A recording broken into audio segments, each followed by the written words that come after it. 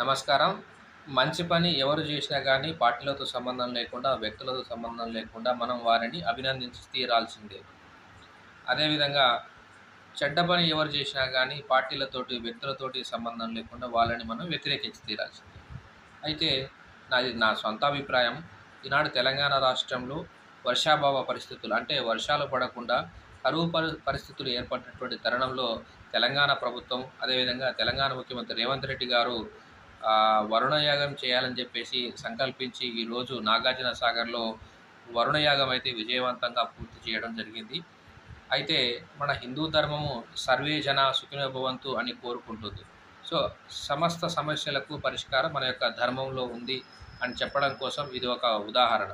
కాబట్టి ఈరోజు ముఖ్యమంత్రి రేవంత్ రెడ్డి గారు చేసినటువంటి వరుణయాగం అనేది మంచి ఫలితాన్నిచ్చి, మంచిగా వర్షాలు కురిసి, రిజర్వాయర్‌లలో మంచిగా నీళ్లొచ్చి, పంటలు బాగా పండి, ప్రజలు సుఖ సంతోషాలతో ఉండాలని మనందరం గూడా ఆశిద్దాం.